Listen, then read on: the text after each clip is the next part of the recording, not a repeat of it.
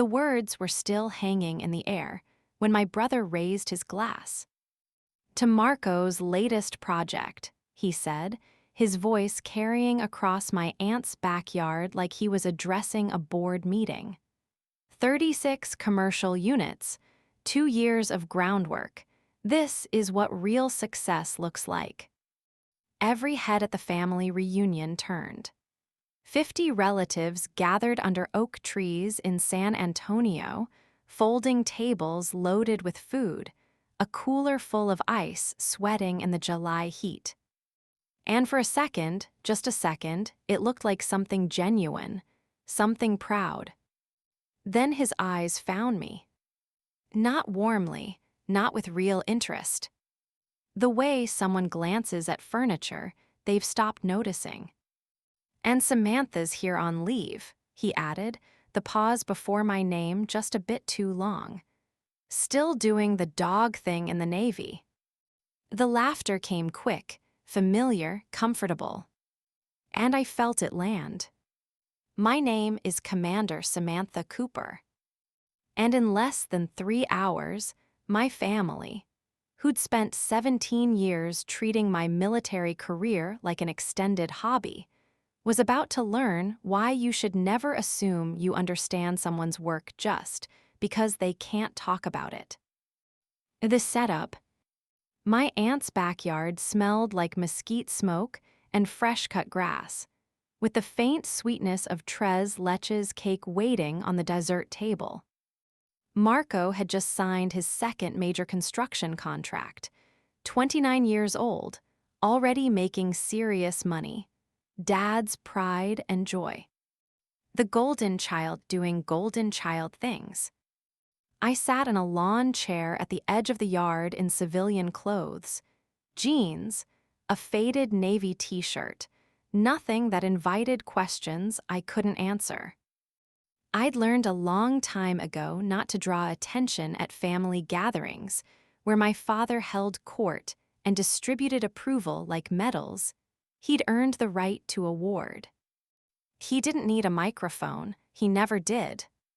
"This is what I'm talking about," my father said, his voice carrying that particular authority he'd built over 22 years in the Army.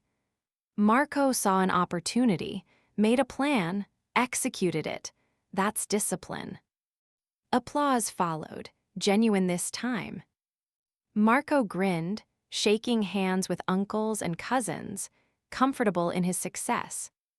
"Real work," my father continued. "Building something people can see, something that contributes to the community. That's service that matters." He said service that matters while looking past me. Not at me, past me. Like I was part of the fence line. My mother, Rosa, sat nearby with her hands folded in her lap. She'd worked 30 years as an ER nurse, saved more lives than anyone at this gathering would ever know.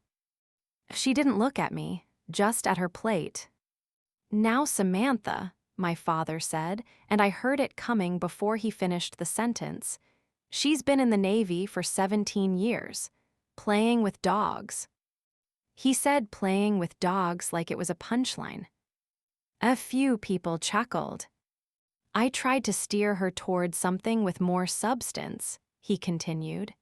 "Intelligence, command track, something that uses that brain of hers, but she wanted to work with animals." The way he said animals carried the full weight of his disappointment. 17 years, he repeated, shaking his head. "And she's still doing basically the same thing she started doing at Lackland, training dogs. I mean, it's nice work if you can get it, I suppose. Doesn't exactly require the same commitment as real military service, but someone has to do it. My cousin David, Air Force Reserve, flies a desk on weekends, actually laughed. At least she's not deployed to combat zones," my father added. "So that's something, safe work, administrative, training facilities stateside. Can't complain about that."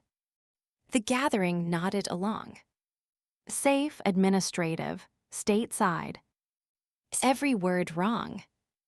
Every assumption built on 17 years of not asking questions. For a second, my chest tightened. Not from embarrassment. From the weight of carrying 17 years of classified work into rooms where no one cared enough to wonder what classified actually meant.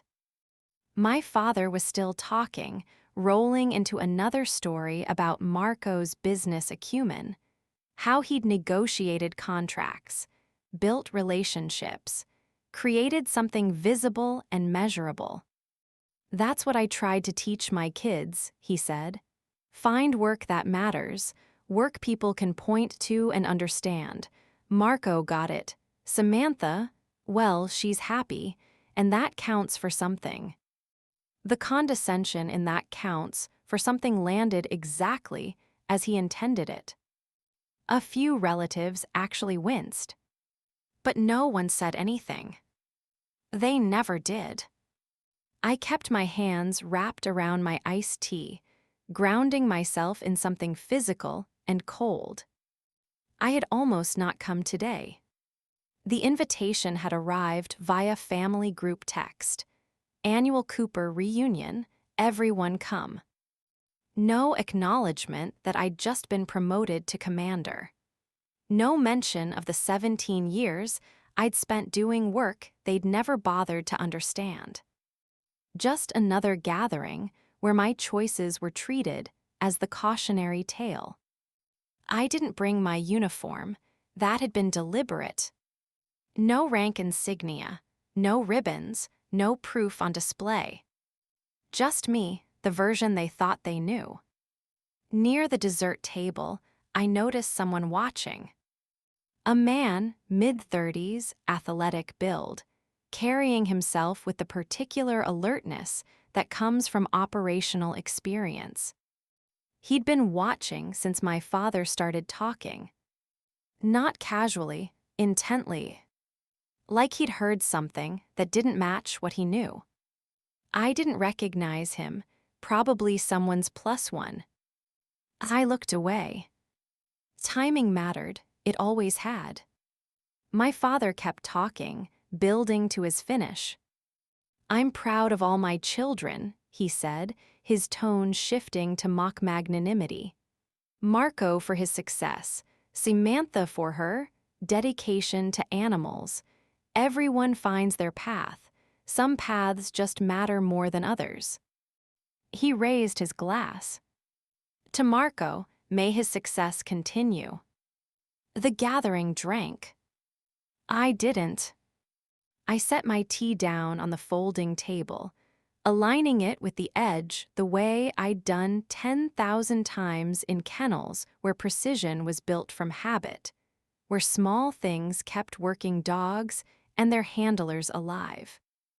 The man near the dessert table had gone very still. Then he moved. The shift. He walked with purpose. Not aggressive, controlled. Military, bearing unmistakable to anyone who'd spent time in the life. I felt the shift before anyone else noticed.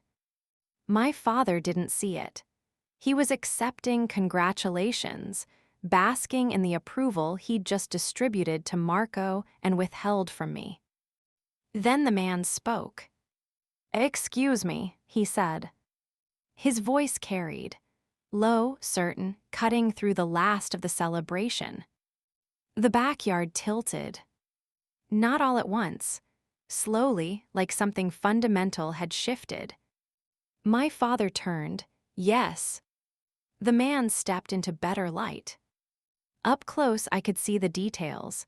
The tattoo on his forearm, a trident, Navy SEAL. His eyes locked on me with absolute recognition. Then back to my father. I couldn't help overhearing your comments about your daughter's service. The gathering went quiet. My father frowned. I'm sorry, who are you?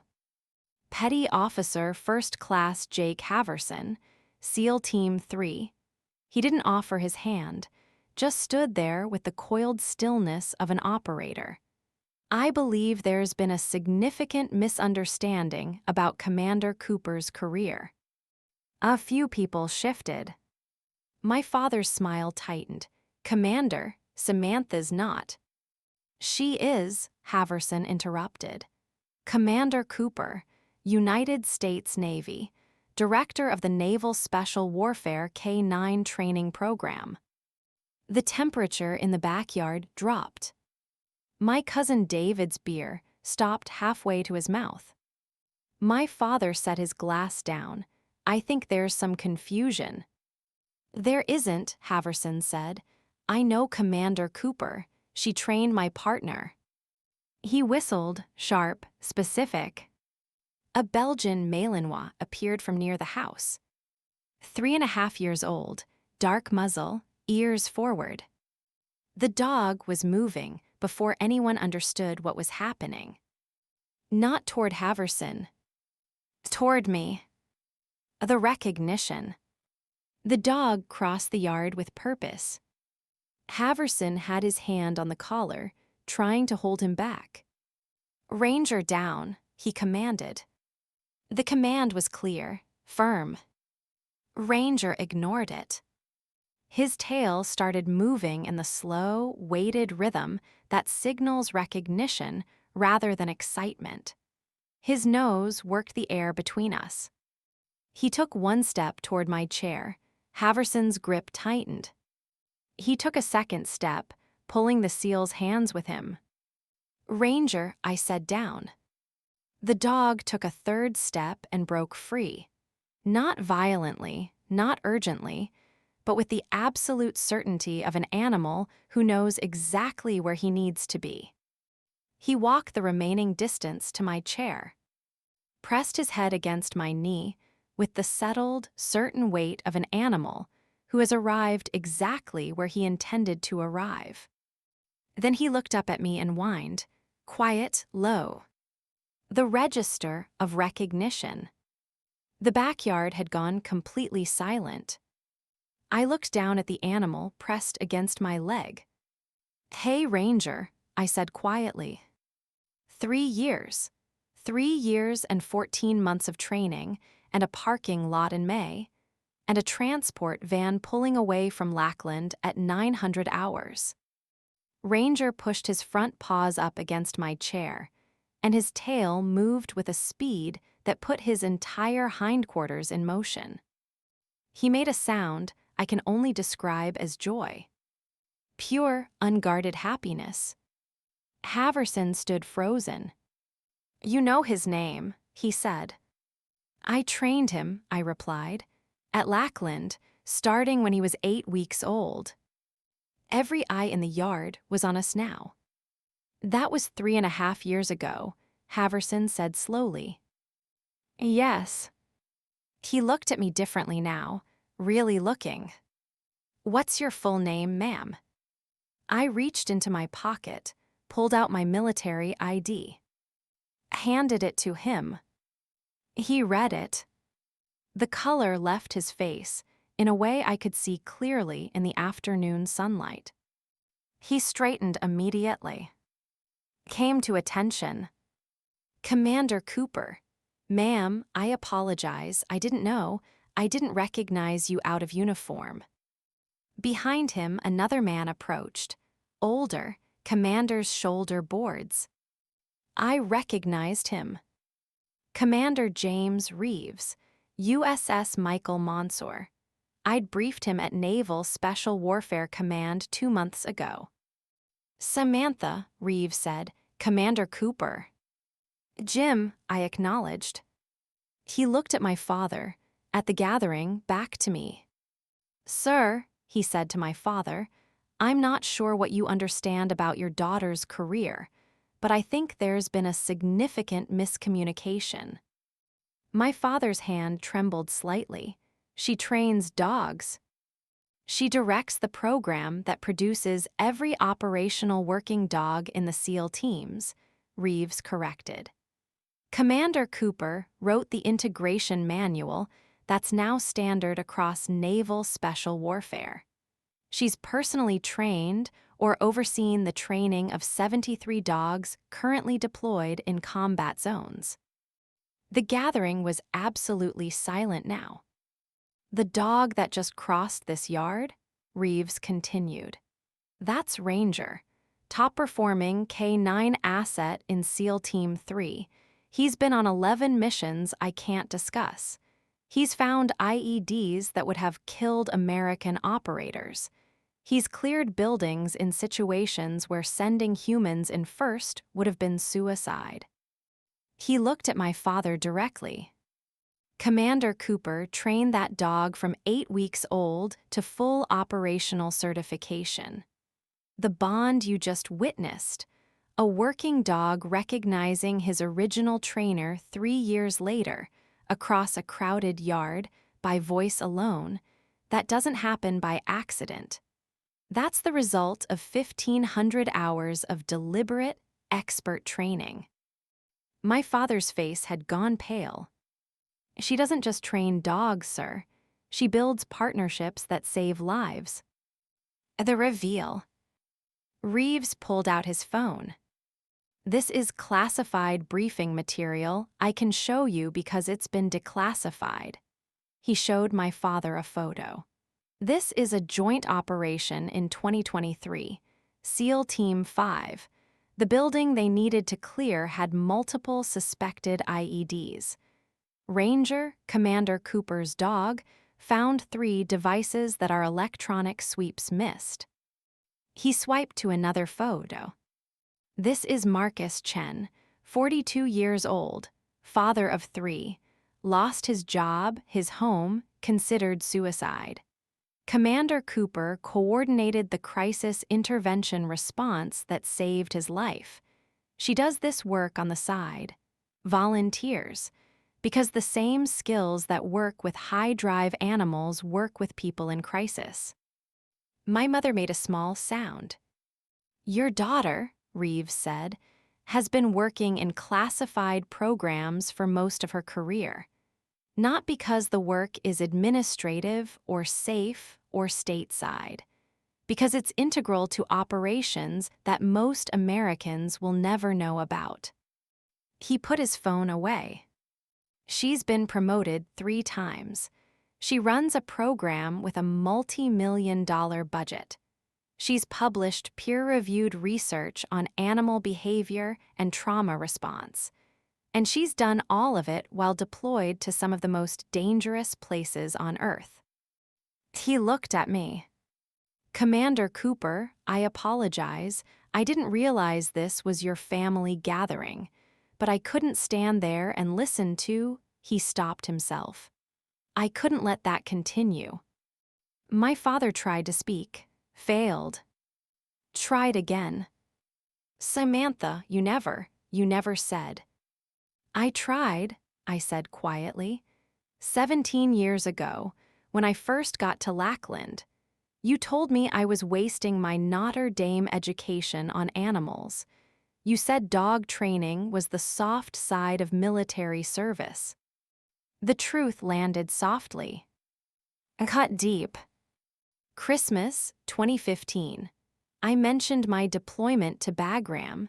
You interrupted to tell everyone about Marco's construction contract. Said we could talk about my dog work later.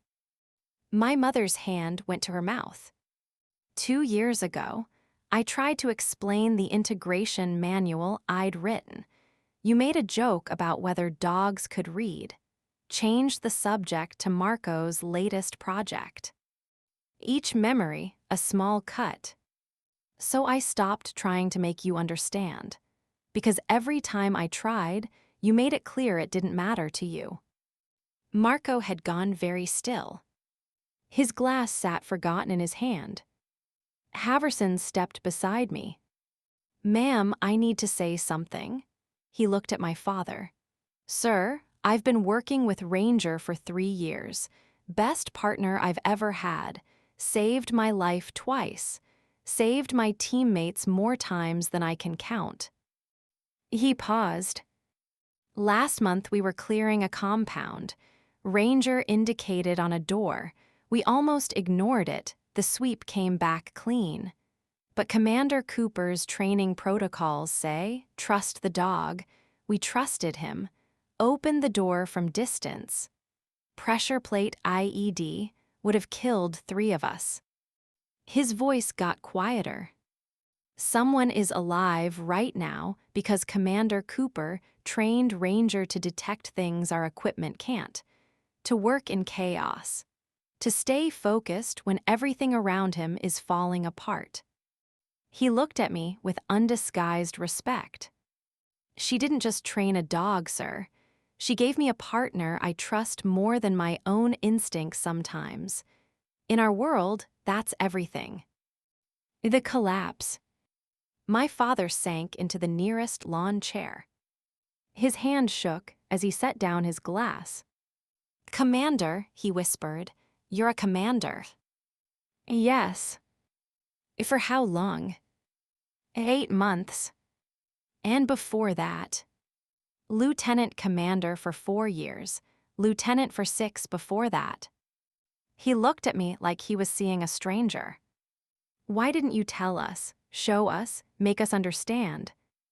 Because I shouldn't have to perform my accomplishments to earn basic respect, I said quietly. And because every time I tried to share my work, you treated it like a hobby, like something cute but not serious. Eventually, I stopped trying to convince you it mattered. My mother stood, walked over. Mija, she said, her voice breaking, I'm so proud of you. For the first time, she said it without qualification. Without surprise. Just pride. Thank you, Mama. She pulled me into a hug, whispered, I'm sorry we didn't listen. I'm sorry I let him make your work small. Marco appeared beside me. His face had changed, something in it I'd never seen before. Not embarrassment, deeper than that. Recognition of damage done over years. Sam, he said, I had no idea. I thought you just liked working with dogs. I didn't know it was this. You never asked. The words landed without malice. Just fact. He absorbed them without deflecting. That was new. The reckoning. My father stood slowly. He walked over. Samantha, can we talk? We walked to the edge of the yard, away from the gathering. I owe you an apology, he said. Yes, you do. I thought you'd chosen easy work, safe work. I thought you were wasting your potential on something that didn't require real sacrifice. You thought I was failing. Yes. I waited. I was wrong, he said, about all of it, about what you do, about what it requires, about who you've become. Why? He looked confused. Why was I wrong? Why did you assume failure instead of asking questions? Why did you spend 17 years treating my career like a hobby? He had no answer. For 17 years, I said quietly, you've used me as the cautionary tale, every family gathering, every reunion. You'd tell everyone about my dog work and compare me to Marco. You'd imply I'd taken the easy path while he built something real. I was trying to. No, you were trying to fit me into a story you understood. And when I didn't fit, you decided I was the problem. The truth sat between us.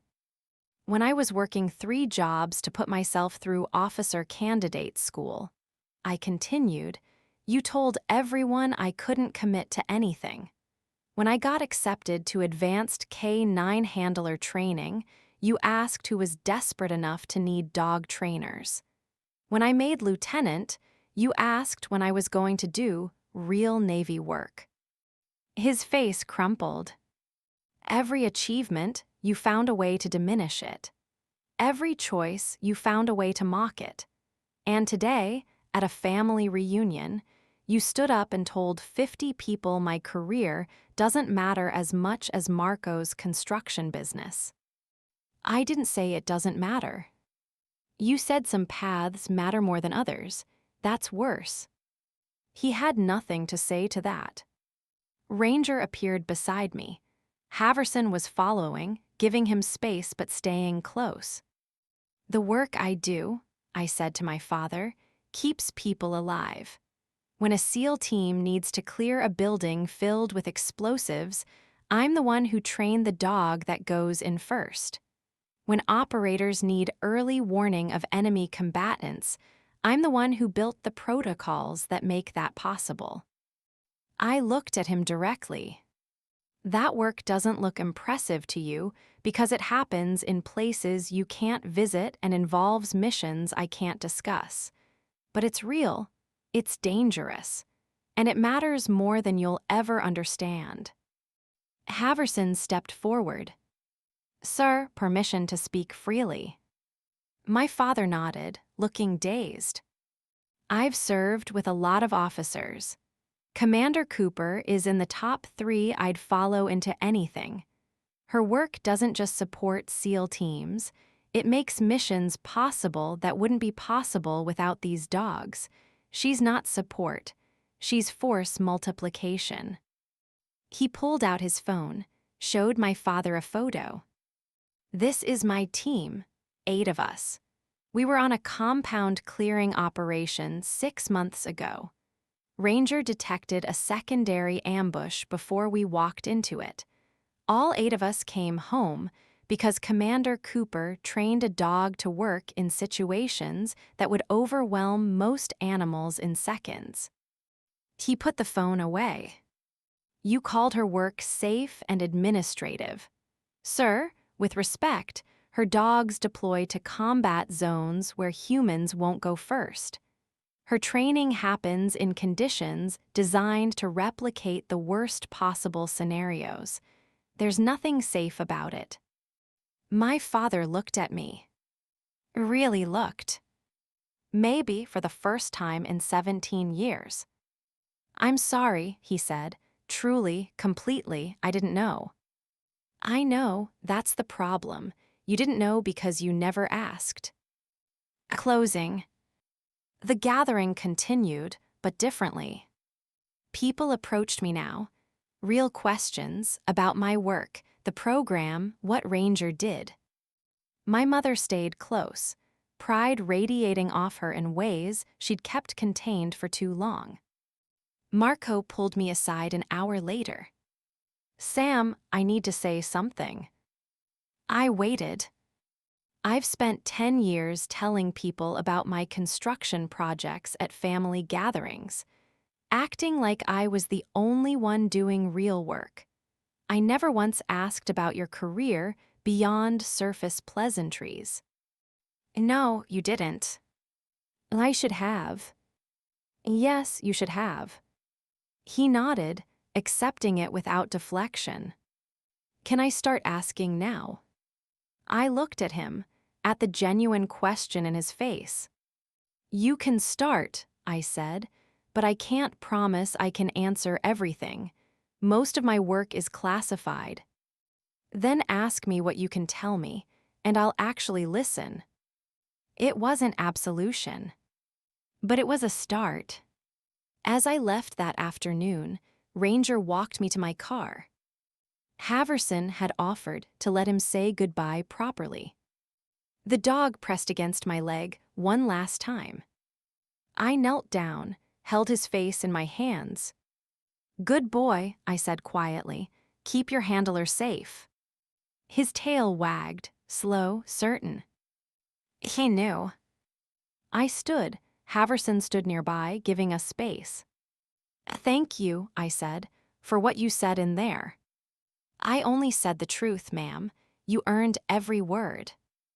I drove home thinking about my father's face. The confusion, the recalibration. The moment he realized the story he'd been telling about me for 17 years was completely wrong. But what struck me most wasn't his embarrassment. It was my own clarity. I didn't need his validation. Didn't need his approval. Didn't need him to understand. I had built something real, something that mattered. And I had done it while he was busy telling everyone I'd chosen the easy path. They mocked my service for 17 years, called it playing with dogs, safe work, administrative. Then a Belgian Malinois crossed a yard on nothing but my voice and proved I'd built something they were never meant to understand. The jokes stopped. The assumptions died. And the story they'd been telling, the one where I'd wasted my potential, collapsed under the weight of a partnership that had saved lives they'd never know about. I was never lost. I was just building something they didn't have the clearance to see. Have you ever done classified or misunderstood work that your own family couldn't recognize until someone else explained it? Tell me below. And if you know someone whose service goes unrecognized because they can't talk about it, send this to them. They've earned more than they'll ever be able to say.